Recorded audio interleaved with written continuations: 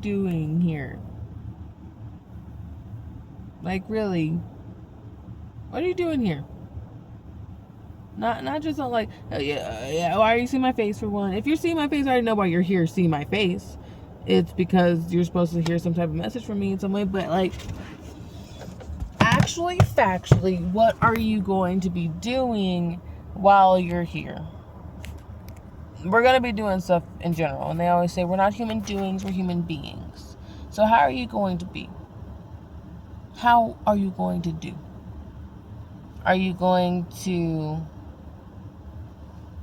chill? You can chill. You don't gotta do nothing. You can do a bunch of stuff. You can do an in-between. In fact, I recommend doing an in-between. But I feel like that's what you keep asking yourself. What am I doing here? What am I supposed to do here? What? Just guide me. Tell me what to do. Tell me what to do. Anything. Like, at this point, you're like, I know there's something. I know I'm supposed to be doing something. And you're like trying to be reminded. Hello, car coming by. Trying to be reminded, what am I supposed to be doing right now? Well, no, as I say this. 6:56 as I say this on the clock. Oh! Anyway. And then you kind of keep getting the same answer, which can be frustrating, which is whatever you want to do. Just do whatever you like. Just whatever.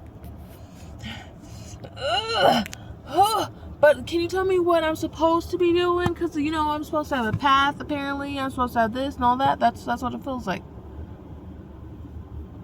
And then every once in a while, you get this little, like, inkling of what you're supposed to be doing. A calling.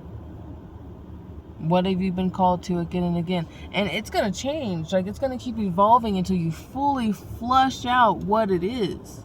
It might start out with just this one little thing. I mean, it reminds me of a comment here. Somebody asked me, how come I started out melting candles and doing candles and then end up here to where I'm doing this? It was the journey. I started, there you go. Hello. This is all of a sudden very busy. Usually it's pretty quiet. And that's what it was. It was just the journey. I kept trying stuff and not doing stuff and trying stuff, and some of it would work and some of it I'd be exhausted by. And until I started doing stuff that wasn't exhausting, because a lot of times I was just so tired after doing it. I knew I wanted to create in some way. I knew I wanted to talk to people and help people in some way and teach in some way or share whatever skills that I have in some way. And so I was like, maybe it was with my candle making. I could share my gifts and skills of candle making. Wasn't that? Turns out it's been numbers all along. It was a secret thing that had been hiding in plain sight my whole life because I've been dealing with numbers my whole life. And so for you, it's going to be something that's been hidden in plain sight your whole life. And who would have thunk it was me playing little games on the clock with the numbers? But it was. I didn't know at that time that I had a special relationship with numbers that other people didn't have. I didn't know people even cared about numbers. I wasn't raised like that. I was raised in a Christian. First it was Christian, and then I was very much like, my mom was like, look at whatever you want to, study all the books, so then you can make an educated decision on what religion you want to follow, which also led down my Gnostic beliefs. Like, that's why I'm there now. I've always been very comfortable just delving into everything. Whenever you start to do a lot of reading, it gets really nice. And when you start doing a lot of listening and trying to comprehend and comprehending, it was that freedom to be like, okay, it's all connected, and this is how I speak with the numbers, or how numbers speak to me, and how numbers speak to everyone. I think I'm just here to help people decipher them until they speak with them themselves, if they ever want to. It's 6:59 and it's 38 degrees outside. And so that's an 11-9-11. It's 4. Doing hard work. 444 as I say this. There's some work ahead of you. There's some studying. Maybe there's some studying that you are going to be doing, because this journey that you are on, oh, I all of a sudden just like feel, oof, this journey that you're on, it's like brand new, but familiar to you. It's like you're finally deciding to follow the main storyline instead of playing all the side quests. 525 as I say this. And like the thing is that you've kind of been grinding those side quests a lot. So by the time you go to the story quest, you're going to be doing pretty good for a while and start just like through all the bosses, you know? And then eventually it'll catch up. And maybe that's really what kind of happened. Maybe you stopped playing the side quests and then you started launching through, all the story. And now, here you are. 555 as I say this. Reaching a boss that actually has some challenges or some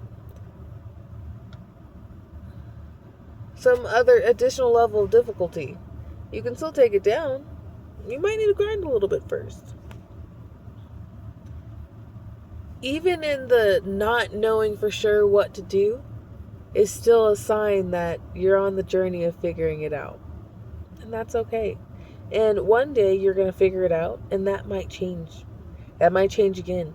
And it might continue to change. Depending on your numbers, like, some people are literally meant to change, like, depending on how many years they've been doing something, once it's reached a certain level of completion, all of that. Like, some people aren't meant to complete a task. Some people are meant to start the task and have other people complete it. And that's okay, because that's the purpose. That's the point.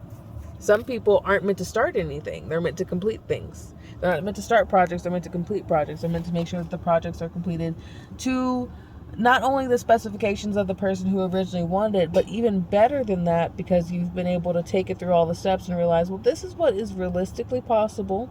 And this is what we can figure out to make something that seems unrealistic more realistic.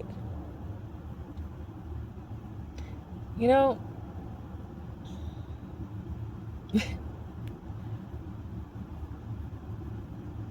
everybody just has a role to play in some way.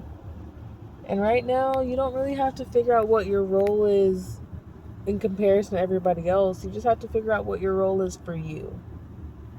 And I say you have to figure it out as if you haven't figured it out, but a little bit, it's a little bit of both at the same time. Like, you know that you're there, you're close. Like, it's almost like you're like when you're scratching an itch and you're having to chase it because it's not really right there, and turns out like you've been scratching your back, feeling like your back is scratchy, but turns out you just were sick and your lungs were itching, or you had an allergic reaction, so your lungs were itching. You know, and you can't really scratch your lungs, can you? But you're close to it, and eventually you're able to identify that it's not your back, it's inside your ribs. I don't know where that was going. Anyway, that's it. That just came to me while I was here I'm just doing what I'm doing. I'm doing a pickup. And anyway, much love, y'all. They should be coming out any second now. And then I'll be done for the night. So in the meantime, y'all keep a lookout for the numbers and stay synchronized. You see what you do to me? You embarrass me. You embarrass me in front of